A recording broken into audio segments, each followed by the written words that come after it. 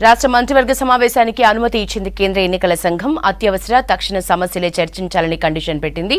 EC పర్మిషన్తో రేపు cabinet భేటీ జరగనుంది.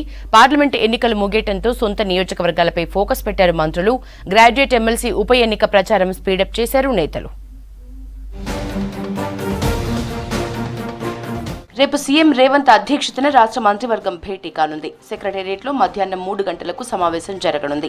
Cabinet భేటీకి కొన్ని షరతులతో ఇవాళ గ్రీన్ సిగ్నల్ ఇచ్చింది కేంద్ర ఎన్నికల సంఘం. అత్యవసర తక్షణ అంశాలపైనే చర్చించాలని సూచించింది. జూన్ 4వ తేదీ వరకు వేచి ఉండలేని అంశాలపై కేబినెట్లో డిస్కస్ చేయాలని తెలిపింది. ఎన్నికల డ్యూటీలో ఉన్న అధికారులెవరూ సమావేశానికి వెళ్లొద్దని ఆదేశించింది కేంద్ర ఎన్నికల సంఘం. రుణమాఫీ, ఉమ్మడి రాజధాని అంశాల్ని ఎన్నికల ప్రక్రియ పూర్తయ్యే వరకు వాయిదా వేయాలంది. మంత్రివర్గ సమావేశంలో ధాన్యం కొనుగోళ్లు, విద్యా సంవత్సరం ప్రారంభంలో తీసుకోవాల్సిన చర్యలపై చర్చించే అవకాశం ఉంది. విద్యారంగంపై రేపు సమీక్ష నిర్వహించనున్నారు సీఎం రేవంత్. సెక్రటేరియట్లో జరగనున్న భేటీకి విద్యాశాఖ ముఖ్య కార్యదర్శి బుర్రా వెంకటేశంతో పాటు మిగతా ఉన్నత అధికారులు హాజరు కానున్నారు. విద్యా సంవత్సరం ప్రారంభం కంటే ముందే తీసుకోవాల్సిన చర్యలపై అధికారులకు సీఎం దిశానిర్దేశం చేయనున్నారు. అన్ని ప్రభుత్వ పాఠశాలలకు ముందుగానే నోట్బుక్లు, టెక్స్ట్ బుక్స్, యూనిఫామ్ సరఫరా చేయాలని ఆదేశించనున్నారు. పాఠశాలల మరమ్మతులు, కొత్త ప్రాథమిక పాఠశాలల ఏర్పాటుపై సమావేశంలో చర్చించే అవకాశం ఉంది. ప్రజల వద్దకు పాలన పేరుతో ఖమ్మం రూరల్ మండలంలోని వివిధ గ్రామాల్లో పర్యటించారు మంత్రి పొంగులేటి శ్రీనివాసరెడ్డి. సీసీ రోడ్లు, భూ సమస్యలు, ఇందిరమ్మ ఇల్లు, విద్యుత్ సమస్యలు ఎక్కువగా తన దృష్టికొచ్చాయన్నారు. దశల వారీగా అన్నింటికీ పరిష్కారం చూపుతామన్నారు. గ్రామాల్లో ఇందిరమ్మ కమిటీలు ఏర్పాటు చేసి అన్ని సమస్యల్ని పరిష్కరించుకునేలా ప్రణాళిక సిద్ధం చేస్తామన్నారు మంత్రి పొంగులేటి. రాష్ట్రంలో ఇందిరమ్మ ప్రభుత్వాన్ని తెచ్చుకున్నాం.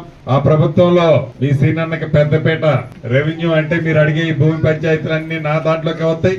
మీరు అడిగే ఇళ్ల స్థలము నా దాంట్లోనే ఉంటది. మీరు అడిగే ఇల్లు కూడా నేను ఇచ్చేది అంటే నా శాఖ కిందనే ఉంటది. కాబట్టి నేను ఇంకొకళ్ళు ఎవరిని అడగకుండా పాలేరంటే నా సొంత ఇల్లు లాంటిది.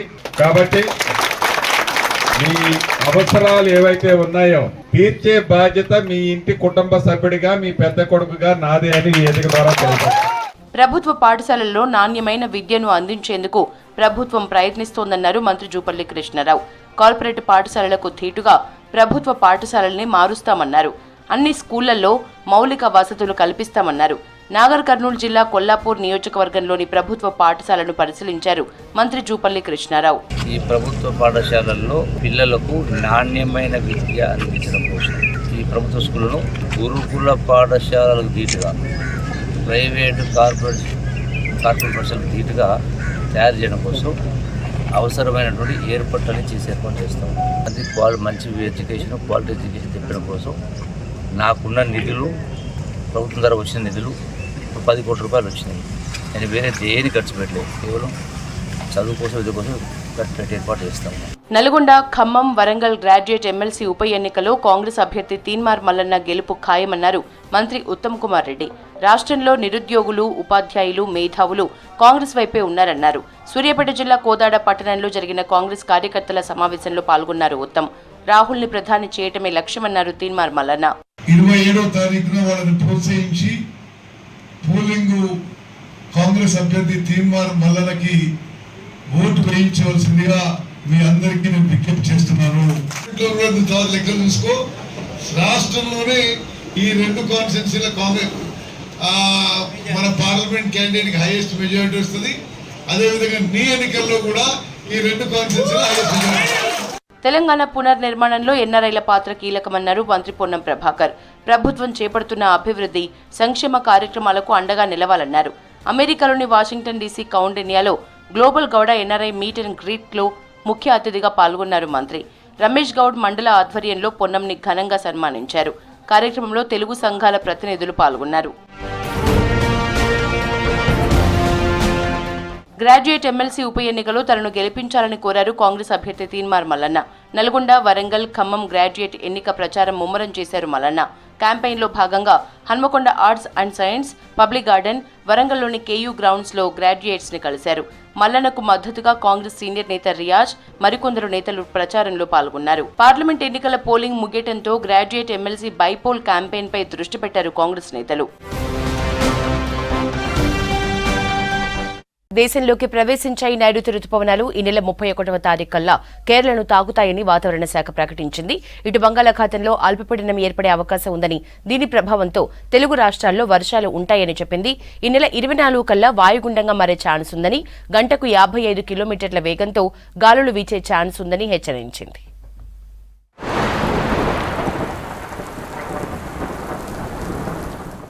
రైతులకు వాతావరణ శాఖ గుడ్ న్యూస్ చెప్పింది. నైరుతి రుతుపవనాలు ముందుగానే రానున్నట్లు ప్రకటించింది.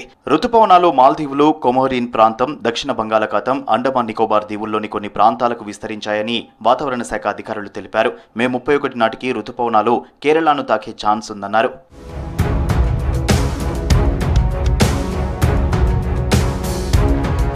150 ఏళ్ల తర్వాత రుతుపవనాలు దేశంలోకి ముందుగా ప్రవేశించాయన్నారు వాతావరణ శాఖ అధికారులు.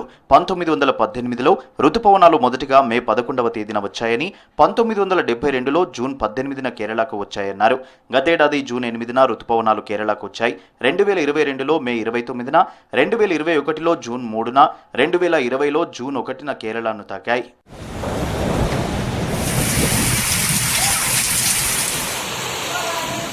నైరుతి బంగాళాఖాతంలో అల్పపీడనం ఏర్పడే అవకాశం ఉందని వాతావరణ శాఖ ప్రకటించింది. దీని ప్రభావంతో తెలుగు రాష్ట్రాల్లో భారీ వర్షాలుంటాయని అధికారులు చెప్పారు. గంటకు 55 కిలోమీటర్ల వేగంతో గాలులు వీచే అవకాశం ఉందని వెదర్ ఆఫీసర్స్ ప్రకటించారు. మే 24 నాటికి అల్పపీడనం వాయుగుండంగా మారే ఛాన్స్ ఉందన్నారు.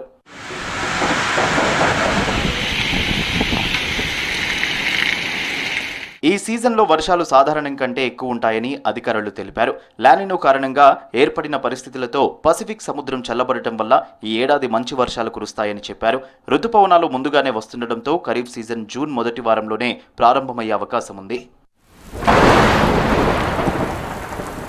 రాష్ట్రంలో బీజేపీ డబుల్ డిజిట్ సీట్లు సాధిస్తుందని ధీమా వ్యక్తం చేశారు. బీజేపీ నేతలు మూడోసారి మోదీ ప్రధాని కావటం ఖాయమన్నారు. తప్పుడు ప్రచారం చేసి బీజేపీని బదనాం చేసే ప్రయత్నం రేవంత్ సర్కార్ చేసిందని ఫైర్ అయ్యారు కమలం నేతలు. పట్టభద్రుల ఎమ్మెల్సీ ఎన్నికల్లో బీజేపీని భారీ మెజారిటీతో గెలిపించాలని పిలుపునిచ్చారు.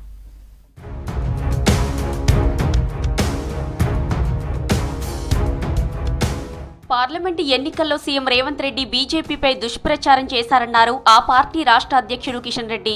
రేవంత్ రెడ్డి ఆరోపణలను కాంగ్రెస్ కార్యకర్తలే నమ్మలేదన్నారు. పార్లమెంటు ఎన్నికల్లో బీజేపీకి డబుల్ డిజిట్ సీట్లు ఖాయమన్నారు. పార్టీ రాష్ట్ర కార్యాలయంలో బీజేపీ యువమోర్చా సమావేశంలో కిషన్ రెడ్డి పాల్గొన్నారు. ఎమ్మెల్సీ ఉప ఎన్నికపై దిశానిర్దేశం చేశారు. రాష్ట్రంలో బీజేపీకే భవిష్యత్ ఉంటుందన్నారు కిషన్ రెడ్డి. బీఆర్ఎస్ పని అయిపోయిందన్నారు. నిజమైన ప్రతిపక్షంగా ప్రజల తరపున బీజేపీ పోరాడుతుందని తెలిపారు. ప్రతిపక్ష పార్టీలుగా ప్రజల పక్షాన పనిచేయాల్సినటువంటి పార్టీలు అధికారం కోసం పాలక పార్టీ కొమ్ము కాసే విధంగా పాలక పార్టీలో చేరుతున్నటువంటి దౌర్భాగ్యమైనటువంటి పరిస్థితి ఈరోజు తెలంగాణలో. నరేంద్ర మోడీ గారి నాయకత్వంలో తెలంగాణలో వచ్చే శాసనసభ ఎన్నికల్లో ఎట్టి పరిస్థితుల్లో ఈ యొక్క తెలంగాణ అసెంబ్లీ మీద భారతీయ జనతా పార్టీ జెండా ఎగరాలనేటువంటి ఆలోచన. నిజంగా ప్రధాన ప్రతిపక్షంగా ఉండాల్సినటువంటి బాధ్యత నుంచి బీఆర్ఎస్ పార్టీ తప్పుకున్నారు. ఎందుకంటే బీఆర్ఎస్ పార్టీ కోటేసినా కాంగ్రెస్ కోటేసినా ఒకటి అని మనం చాలా సార్లు చెప్పారు. తనను గెలిపిస్తే కేంద్రం నిధులతో అభివృద్ధి చేస్తానన్నారు పట్టభద్రుల బీజేపీ ఎమ్మెల్సీ అభ్యర్థి ప్రేమేందర్ రెడ్డి. సమ్మక్క సారలమ్మ జాతరకు రావాల్సిన నిధుల కోసం కొట్లాడతానన్నారు. పట్టభద్రులంతా బీజేపీ వైపే చూస్తున్నారన్నారు ప్రేమేందర్ రెడ్డి. తనకు మొదటి ప్రాధాన్యత ఇచ్చి ఓటేసి గెలిపించాలన్నారు. భారతీయ జనతా పార్టీకి వరంగల్లో కానీ, ఖమ్మంలో కానీ, నల్గొండలో కానీ ఒక్క ఎన్నికైన యొక్క ప్రజాప్రతినిధి, ఒక ఎమ్మెల్యే కానీ, ఒక ఎంపీ కానీ, ఒక ఎమ్మెల్సీ కానీ లేడు. కానీ ఈ ప్రాంతానికి కొన్ని వేల కోట్ల రూపాయల యొక్క అభివృద్ధి నిధులను ప్రధానమంత్రి నరేంద్ర మోడీ నాయకత్వంలోని కేంద్ర ప్రభుత్వం ఇక్కడ ఇవ్వడం జరిగింది. అంటే పార్టీలు ముఖ్యం కాదు, ఈ తెలంగాణ ప్రజల యొక్క అభివృద్ధి ముఖ్యం. దేశంలో బీజేపీ 400 సీట్లకు పైనే గెలుస్తుందన్నారు ఎన్వీఎస్ఎస్ ప్రభాకర్. మిగిలిన 3 ఫేజుల్లో ప్రజలు బీజేపీకే పట్టం కట్టనున్నారని చెప్పారు. 4 దశల్లో బీజేపీకి మంచి స్పందన వచ్చిందన్నారు ఎన్వీఎస్ఎస్ ప్రభాకర్. తెలంగాణలో డబుల్ డిజిట్ సీట్లు సాధిస్తామని ధీమా వ్యక్తం చేస్తున్నారు బీజేపీ నేతలు. పార్లమెంటు ఎన్నికలు ముగియడంతో ఈ నెల 27న జరిగే గ్రాడ్యుయేట్ ఎమ్మెల్సీ ఎన్నికలపై కమలం నేతలు దృష్టి పెట్టారు. పార్టీ అభ్యర్థి ప్రేమేందర్ రెడ్డి గెలుపు కోసం ప్రయత్నిస్తున్నారు. ఇచ్చిన హామీలన్నీ అమలు చేసే వరకు ప్రభుత్వంపై పోరాడుతూనే ఉంటామని తెలిపారు కేటీఆర్. దేశంలో పేదల పరిస్థితి ప్రధాని మోదీకి కనిపించదా అని ప్రశ్నించారు మాజీ మంత్రి జగదీష్ రెడ్డి. ఎమ్మెల్సీ ఎన్నికపై దృష్టి పెట్టిన బీఆర్ఎస్ నియోజకవర్గాల వారీగా ఇన్ఛార్జీల్ని నియమించింది. మరోవైపు లిక్కర్ కేసులో ఎమ్మెల్సీ కవిత జ్యుడిషియల్ కస్టడీ రేపటితో ముగియనుంది.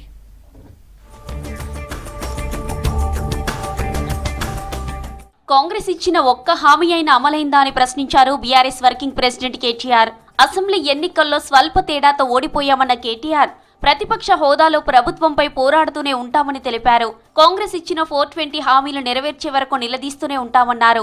ఆలేరులో ఎమ్మెల్సీ ఉప ఎన్నిక సన్నాహక సమావేశంలో పాల్గొన్నారు కేటీఆర్. ప్రజల తరపున ప్రశ్నించే గొంతుకను బలపరచాలని, ఎమ్మెల్సీ ఎన్నికల్లో రాకేష్ రెడ్డిని గెలిపించాలని పిలుపునిచ్చారు కేటీఆర్. ప్రభుత్వంలో ఉన్న రేవంత్ రెడ్డి ఈ 5 నెలలు పూర్తయి 6వ నెలలో అడుగు పెడుతున్నా కూడా ఒక్కటంటే ఒక్క హామీ కూడా నిలబెట్టుకోలేదు.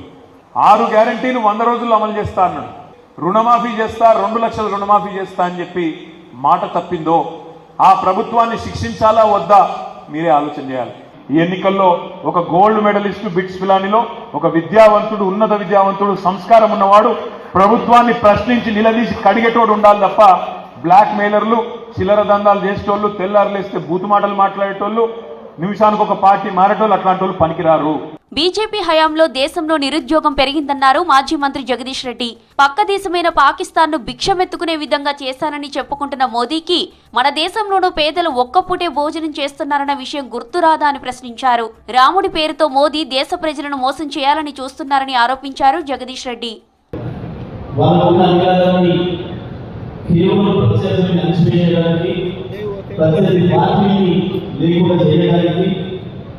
మొత్తం ప్రభుత్వానికి సంస్థల యొక్క నిర్వీర్యం చేసిందో, ఇతర పార్టీల నాయకుల్ని, ముఖ్యమంత్రులు, మంత్రులు తీసుకుని ఏదైతే విభాగంగా జైలు పెట్టిందో అక్రమ పద్ధతుల్లో చూసినాం. మనం 10 సంవత్సరాలు బీజేపీ కేంద్ర ప్రభుత్వం ఆ పద్ధతిలో ఇంకో పని చేయలేదు. కాంగ్రెస్ అధికారంలోకి వచ్చి 150 రోజులైనా ఒక్క హామీ నెరవేర్చలేదన్నారు బీఆర్ఎస్ ఎమ్మెల్సీ ఉప ఎన్నిక అభ్యర్థి రాకేష్ రెడ్డి. ఇచ్చిన హామీలను విస్మరించిన ప్రభుత్వాన్ని నిలదీయాలంటే ఎమ్మెల్సీగా తనను గెలిపించాలని కోరారు రాకేష్ రెడ్డి. ప్రభుత్వ ఉద్యోగులకు సంబంధించి డిఏలు ఇస్తామన్నారు, పిఆర్సీ ఇస్తామన్నారు, అనేక బెనిఫిట్స్ ఇస్తామన్నారు. కానీ అన్నీ కూడా తుంగలో తొక్కడం జరిగింది. ఇటువంటి ఈ నేపథ్యంలో ప్రశ్నించే గొంతును, పోరాటం చేసేటువంటి నాయకత్వాన్ని మండలికి పంపించాల్సినటువంటి అవసరం ఉంది. ప్రభుత్వాన్ని ప్రశ్నించే గొంతు కావాలా, లేదా ప్రభుత్వంలో ఉన్నటువంటి పెద్దలకు తొత్తుగా మారినటువంటి వ్యక్తి కావాలా తేల్చుకోవాల్సిందిగా ఈ సందర్భంగా కోరుతున్నా. వరంగల్, ఖమ్మం, నల్గొండ ఉప ఎన్నికపై ఫోకస్ చేసింది బీఆర్ఎస్ నాయకత్వం. నియోజకవర్గాల వారీగా ఇన్ఛార్జీలను నియమించారు ఆ పార్టీ వర్కింగ్ ప్రెసిడెంట్ కేటీఆర్. మరోవైపు రేపటితో బీఆర్ఎస్ ఎమ్మెల్సీ కవిత జ్యుడిషియల్ కస్టడీ ముగియనుంది. ఈడీ, సిబిఐ 2 కేసుల్లో కస్టడీ ముగియనుంది. రేపు మధ్యాహ్నం అధికారులు కవితను కోర్టులో హాజరుపరచనున్నారు. ఢిల్లీ లిక్కర్ కేసులో మార్చి 26 నుంచి జ్యుడిషియల్ కస్టడీలో ఉన్నారు కవిత. రేపు దేశవ్యాప్తంగా 5 విడత లోక్సభ ఎన్నికల పోలింగ్ జరగనుంది. 6 రాష్ట్రాలు, 2 యూనియన్ టెరిటరీల్లో మొత్తం 49 లోక్సభ స్థానాలకు ఓటింగ్ జరగనుంది. 659 మంది అభ్యర్థులు బరిలో ఉన్నారు. ఇప్పటికే పోలింగ్ కేంద్రాలకు ఈవీఎంలను తరలించారు ఎన్నికల అధికారులు. ఎన్నికలను పటిష్టంగా నిర్వహించేందుకు కేంద్ర ఎన్నికల సంఘం కట్టుదిట్టమైన ఏర్పాట్లు చేసింది. లోక్సభ ఎన్నికల 5వ దశ పోలింగ్ కు అంతా సిద్ధమైంది. రేపు 6 రాష్ట్రాలు, 2 కేంద్రపాలిత ప్రాంతాల పరిధిలోని మొత్తం 49 లోక్సభ నియోజకవర్గాలకు పోలింగ్ జరగనుంది. యూపీలో 14, మహారాష్ట్రలో 13, బెంగాల్లో 7 స్థానాలు, బీహార్, ఒడిశాలో 5 స్థానాల చొప్పున, జార్ఖండ్లో 3 సీట్లకు పోలింగ్ జరగనుంది. జమ్మూ కశ్మీర్, లదాఖ్లో ఒక్కో స్థానానికి పోలింగ్ జరగనుంది. మొత్తం 659 మంది అభ్యర్థులు బరిలో ఉన్నారు. ఎన్నికలను పటిష్టంగా నిర్వహించేందుకు కేంద్ర ఎన్నికల సంఘం కట్టుదిట్టమైన ఏర్పాట్లు చేసింది. రాయ్బరేలీ నుంచి రాహుల్ గాంధీ, అమేథ్ నుంచి స్మృతి ఇరానీ, లక్నో నుంచి రాజ్నాథ్ సింగ్, కైసర్గంజ్ నుంచి బ్రిజ్భూషణ్ కుమారుడు కరణ్ పోటీ చేస్తున్నారు. సరన్ లోక్సభ స్థానం నుంచి ఆర్జేడీ అధినేత, బీహార్ మాజీ సీఎం లాలూ ప్రసాద్ కుమార్తె రోహిణి ఆచార్య, జమ్మూ కశ్మీర్ రాముల్లా నుంచి నేషనల్ కాన్ఫరెన్స్ ఉపాధ్యక్షుడు ఒమర్ అబ్దుల్లా, ముంబై నార్త్ నుంచి పీయూష్ గోయల్, మోహన్ లాల్ గంజ్ నుంచి కౌశల్ కిషోర్ పోటీ చేస్తున్నారు. ఇప్పటికే పోలింగ్ కేంద్రాల్లోకి ఈవీఎంలను తరలించారు ఎన్నికల సిబ్బంది. పోలింగ్ కేంద్రాల దగ్గర ఎలాంటి అవాంఛనీయ సంఘటనలు జరగకుండా భారీ బందోబస్తు ఏర్పాటు చేశారు పోలీసులు. పోలింగ్ సిబ్బందికి ఎలాంటి ఇబ్బందులు లేకుండా అన్ని జాగ్రత్తలు తీసుకుంది ఈసీ. జూన్ 4న దేశంలో ఏర్పడేది ఇండియా కూటమి అన్నారు కాంగ్రెస్ అగ్రనేత రాహుల్ గాంధీ. దేశవ్యాప్తంగా బీజేపీకి వ్యతిరేకత పెరుగుతోందని చెప్పారు. యూపీలో బీజేపీ ఒకటే సీట్ గెలుస్తుందని చెప్పారు రాహుల్ గాంధీ.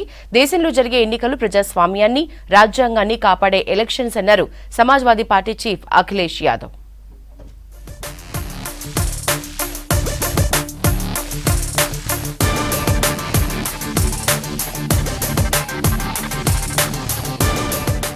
ఉత్తరప్రదేశ్లో బీజేపీ ఒకటే సీటు గెలుస్తోందన్నారు కాంగ్రెస్ అగ్రనేత రాహుల్ గాంధీ. దేశంలో రైతులు, పేదలు, కూలీలు, యువకుల ప్రభుత్వం రాబోతోందని చెప్పారు. ఇండియా కూటమి అధికారంలోకి వస్తే మొదటగా ఎంఎస్పీ, రుణమాఫీ అమలు చేస్తామని చెప్పారు. రాజ్యాంగాన్ని, ప్రజాస్వామ్యాన్ని ఏ శక్తి అడ్డుకోలేదన్నారు రాహుల్ గాంధీ. ఎన్నికల ప్రచారంలో భాగంగా యూపీ ప్రయాగ్రాజ్లో జరిగిన బహిరంగ సభకు హాజరయ్యారు. बीजेपी आरएसएस इस पर आक्रमण कर रहे हैं और मैं उनको कहना चाहता हूं, अंबेडकर जी का संविधान, महात्मा गांधी जी का संविधान, जवाहरलाल नेहरू हिंदुस्तान का संविधान, कोई भी शक्ति इसको फाड़ कर फेंक नहीं सकती है. ये जनता का संविधान है. मनरेगा में 250 रुपए मिलता है. हम मजदूरों को 400 रुपए मनरेगा में और आशा और आंगनवाड़ी महिलाओं को दुगनी आमदनी देने जा रहे हैं. దేశంలో జరిగే ఎన్నికలు ప్రజాస్వామ్యాన్ని, రాజ్యాంగాన్ని కాపాడే ఎన్నికలన్నారు సమాజ్వాదీ పార్టీ చీఫ్ అఖిలేష్ యాదవ్. రాజ్యాంగాన్ని రద్దు చేయాలనుకునే వాళ్ళు ఒకవైపు, రాజ్యాంగాన్ని, ప్రజాస్వామ్యాన్ని రక్షించాలని కోరుకునే వాళ్ళు మరోవైపు ఉన్నారన్నారు. ये चुनाव कोई सामान्य चुनाव नहीं है. ये चुनाव सामान्य चुनाव नहीं है 2024 का. ये चुनाव लोकतंत्र बचाने का है. जिस तरीके से संविधान मंथन हुआ था, उसी तरीके से इस बार संविधान मंथन होने जा रहा है. ప్రయాగ్రాజ్ కాంగ్రెస్ సభలో తొగ్గిసలాట జరిగింది. సభా వేదికపై ఎస్పీ చీఫ్ అఖిలేష్ యాదవ్ రాగానే సభలో జనం బారికేడ్లను దాటి వేదికకు దగ్గరికి వెళ్లే ప్రయత్నం చేశారు. ఈ ఘటనలో తొక్కిసలాట జరిగింది. పలువురికి గాయాలయ్యాయి.